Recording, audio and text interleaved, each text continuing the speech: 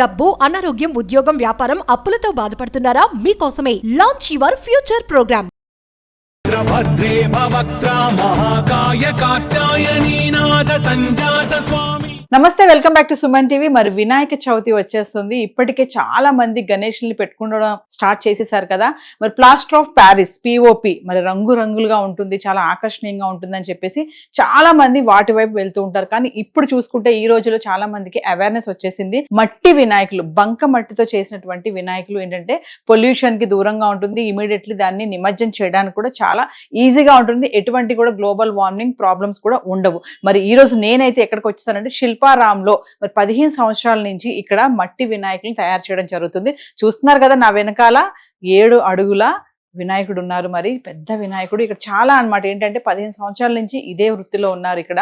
So మంచిగా చిన్న చిన్న వినాయకుల దగ్గర నుంచి పెద్ద పెద్ద వినాయకుల్ని ఆఫీస్లో కానీ గవర్నమెంట్ సంస్థల్లో కానీ మరి గల్లీలో పెడతా ఉంటారు కదా, వాటికి కూడా ఇక్కడ నుంచి చాలా మంది ఆర్డర్స్ తీసుకెళ్ళడం జరుగుతుంది. మరి ఇక్కడ మట్టి వినాయకుల్ని ఎలా తయారు చేస్తారు, మరి ముడి సరుకులు ఏంటి, మరి ఈ అచ్చులు ఇవన్నీ కూడా చెప్పడానికి నేనైతే వచ్చేస్తాను. మరి ఇంకెందుకు ఆలస్యం, నన్ను ఫాలో అయిపోండి.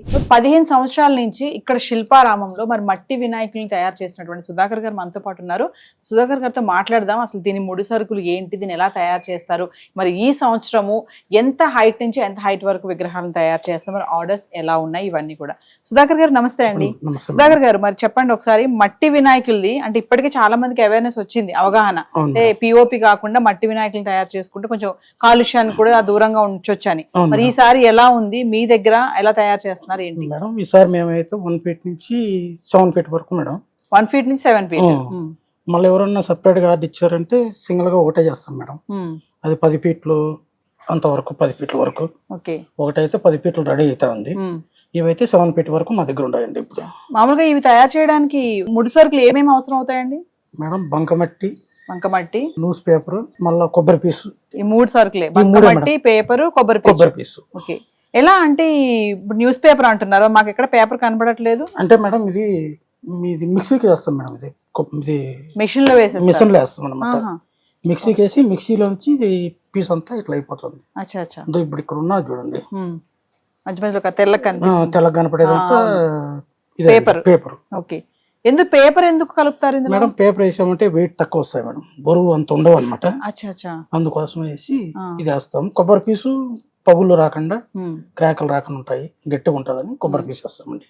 ఎలా ఉంది సార్ ఆర్డర్స్? ఎలా ఉంది? బాగుంది మేడం. ఈసారి ఆఫీసెస్ లో, ఆఫీసు, ఈ అపార్ట్మెంట్లకు ఇట్లా తీసుకుంటున్నారు. అంటే ఎంత హైట్ నుంచి ఎంత హైట్ వరకు చేస్తున్నారు? ఇప్పుడైతే మేడం 1 ఫీట్ నుంచి 7 ఫీట్ వరకు ఉన్నాయి మేడం. ఇక్కడ 1 ఫీట్ నుంచి 7 ఫీట్ వరకు. అంటే ఎప్పటి వరకు ఆర్డర్స్ ఇస్తారు మీరు? ఎప్పటి వరకు అందుబాటులో ఉంటాయి మీ దగ్గర? ఇంకా మేడం మా దగ్గర అంటే ఇప్పుడు పండగ ఇంక 2 రోజులు ఉండదని కూడా వస్తారు మేడం. అప్పుడు ఉండే ఉంటే తీసుకొని పోతారు.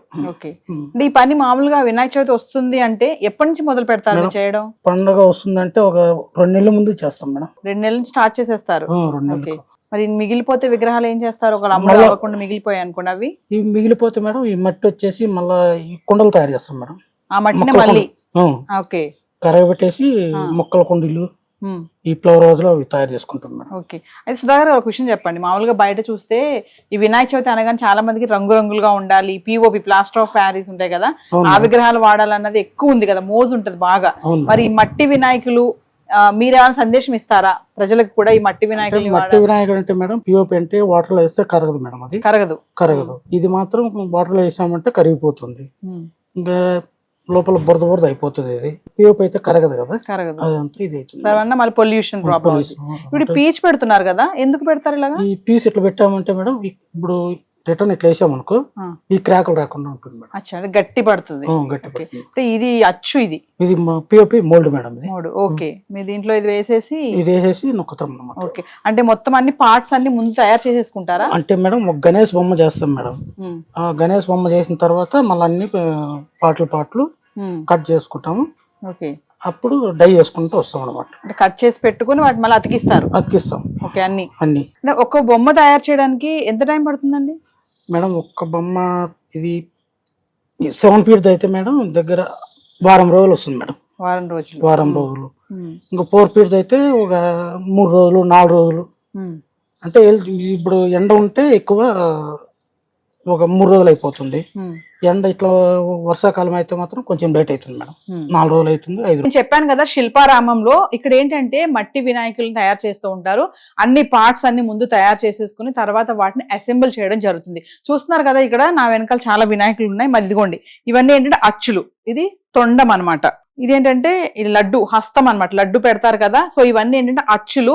సో దీని ద్వారా వీళ్ళు పార్ట్స్ అన్ని తయారు చేసేసుకొని దాని తర్వాత అసెంబుల్ చేయడం జరుగుతూ ఉంటుంది. ఇక్కడ చూస్తున్నారు కదా 7 feet గణేష్ ఇక్కడైతే ఉన్నారు. మరి ఇక్కడ చూడండి ఇలా బాడీ తయారైపోయింది. ఇక్కడ హెడ్ ఇంకా తయారు చేయలేదు, హెడ్ తయారు చేసి ఇక్కడ అతికించడం జరుగుతుంది. అలానే చూసుకుంటే మరి ఇక్కడ ఇంకొక వినాయకుడు ఉన్నారు. ఇక్కడ చూడండి మరి తొండం ఇంకా అవ్వలేదు, తొండం తయారు చేసి తొండం పెట్టడం జరుగుతుంది. మొత్తం ఏంటంటే పార్ట్స్ గా మొత్తం తయారు చేసేసి వీటిని ఒక దగ్గర అసెంబుల్ చేసుకుంటూ తర్వాత వీటికి మళ్ళీ పెయింటింగ్ వేయడం కానీ ఇవన్నీ కూడా డెకరేషన్ చేయడం కూడా ఉంటుంది కదా, ఇదంతా కూడా చేయడం జరుగుతుంది. ఇవన్నీ కూడా ఏంటంటే 7 ఇంచులు, 5 ఇంచులు, 4 ఇంచులు, 2 ఇంచుల వరకు కూడా వినాయకులు ఇక్కడ తయారు చేయడం జరుగుతుంది. చాలా మంది ఏంటంటే ఆర్డర్స్ ఇక్కడ నుంచి తీసుకెళ్తా ఉంటారు. నేను చెప్పినట్టుగానే కార్పొరేట్ ఆఫీసెస్ లో కానీ గవర్నమెంట్ ఆఫీసెస్ లో కానీ ఇంకా గల్లీలో కూడా కొంచెం పెద్ద వినాయకులు పెడతా ఉంటారు కదా. ఎక్కడన్నా చూడండి పిఓపి అంటే ప్లాస్టర్ ఆఫ్ ప్యారిస్ విగ్రహాలు ఏంటంటే కొంచెం మెల్ట్ అవ్వడానికి టైం పడుతుంది, అవి కరగవు కూడా. దానివల్ల ఏంటంటే పొల్యూషన్ ప్రాబ్లమ్స్ వస్తూ ఉంటాయి. సో చెరువులు కానీ కుంటలు కానీ ఇలాంటి వల్ల సమస్యలు వస్తూ ఉంటాయి. సో ఎప్పుడైతే మనం ఈ బంకమట్టితో తయారు చేసినటువంటి విగ్రహాలను అయితే వాడుతూ ఉంటామో ఇది కరగడానికి ఏ మాత్రం టైం తీసుకోదు, ఇమీడియట్లీ వాటర్ లో మెల్ట్ అవ్వడం కూడా జరుగుతూ ఉంటుంది. మనము సుధాకర్ గారితో మాట్లాడడం కూడా జరిగింది కదా, ఇన్ కేస్ ఇవి కనుక మిగిలిపోయే విగ్రహాలు అంటే మరి ఏం చేస్తాను అడిగినప్పుడు ఆయన ఒక మాట చెప్పారు, మిగిలిపోతే వాటిని మేము మళ్ళీ కరిగించేసి వేరే వాటికి వాడడం కూడా జరుగుతుంది. ఏంటంటే ఈ బంకమట్టి ద్వారా మనకు ఉపయోగం ఏంటంటే తొందరగా వాటర్ లో ఇది మెల్ట్ అయిపోతుంది. సో రంగురంగులుగా కలర్ఫుల్ గా ఉన్నాయని చెప్పేసి ఆకర్షణీయంగా ఉన్నాయని చెప్పేసి వెళ్ళడం కాకుండా అంటే అవేర్నెస్ ఇలాంటి వాటిని మనం ప్రోత్సహిస్తే ఏమవుతుందంటే మనకి పొల్యూషన్ ప్రాబ్లం కూడా ఉండదు, ఈజీగా కూడా మెల్ట్ అవుతుంది. ఇక్కడ చూడండి రకరకాల డిఫరెంట్ డిజైన్స్ అని చెప్పాను కదా. మరి ఇక్కడ చూడండి మరి మంచిగా పాము పడగ కింద గణేశుడు ఉన్నారు. ఇక్కడ ఇంకొక విగ్రహం చూడొచ్చు, మంచిగా తొండం ఉంది, అలా ఉంది. ఇక్కడ ఇంకొక విగ్రహం చూడొచ్చు. ఇక్కడ చూడండి బంకమట్టితోటే విగ్రహమే కాదు దీని కిరీటం కానీ మరి జ్యువెలరీ కానీ ఇదంతా కూడా మట్టితోటే చేశారండి, మొత్తం మట్టి. ఇక్కడ ఎక్కడంటే మళ్ళీ మెటీరియల్ కానీ వేరే వాటిని ఆర్నమెంట్స్ పరంగా వేరే వేయడం ఇట్లా ఏమీ లేదు. మొత్తం నెక్లెస్ కానీ హారం కానీ చేతికి కంకణాలు కానీ కిరీటం కానీ మరి త్రిశూలం కానీ హ్యాండ్ చూడండి ఇవన్నీ కూడా టోటల్ బంకమట్టితోటే. ఫైనల్ గా వీటికి ఏంటంటే చక్కగా రంగులు దిద్దుతారు, మంచి ఆకర్షణీయంగా వినాయకుడి తయారైపోతారు. ప్లాస్టర్ ఆఫ్ ప్యారిస్ విగ్రహాల ద్వారా ఇటు చెరువులు కుంటలు హాని కలుగుతున్న నేపథ్యంలో ఇటు స్వచ్ఛంద సంస్థలు ప్రభుత్వాలు పర్యావరణాన్ని ప్రోత్సహించేందుకు మట్టి విగ్రహాలను వాడాలని ఎన్నో ఏళ్ల నుంచి చెబుతున్నారు. ఏటేటా వీటిపైన అవేర్నెస్ కూడా వస్తుందని చెప్పుకోవచ్చు. కంప్లీట్ గా ఇది బంకమట్టితో తయారు చేయబడ్డవి, వాటర్ లో డైల్యూట్ అవుతాయి. ఎందుకంటే బంకమట్టి, ఎర్రమట్టి, కొబ్బరి పీచు, పేపరు తో తయారు చేస్తారు కాబట్టి మనం చూడొచ్చు ఇక్కడ తయారు చేస్తున్నారు కదా, చక్కగా చిన్న వినాయకుడిని బంకమట్టి పెట్టి దాంట్లో కొబ్బరి పీచు వేస్తున్నారు. చెప్పారు కదా సుధాకర్ గారు, పేపర్లు మిక్స్ చేయడం వల్ల మొత్తం మెషిన్ లో దీని అంతా మిక్సీ చేసేసి ఇప్పుడు బొమ్మను తయారు చేయడం జరుగుతుంది. ఎందుకంటే దాన్ని ఒక అచ్చులో తీసుకొని అచ్చులో బంకమట్టిని అద్ది చూడండి చూస్తున్నాం మనము, తర్వాత దాంట్లోంచి తీయడం జరుగుతుంది. దాంతో మంచి విగ్రహం మనకి తయారవుతుంది. దీనివల్ల మనకి పొల్యూషన్ కి ఎటువంటి సమస్య ఉండదు.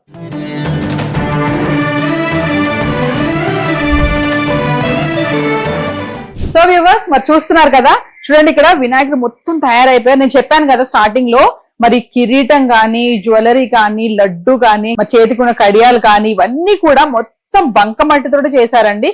ఎక్కడ కూడా వేరే ఎటువంటి ఆర్నమెంట్స్ ఉపయోగించలేదు. టోటల్ గా చూడండి కాళ్ళ వరకు ఉన్నటువంటి ఆ పీఠం కానీ ఇది చూడండి గోల్డ్ కలర్, ఇదంతా ఏంటంటే కలర్ వేశారు, ఇదంతా మట్టే.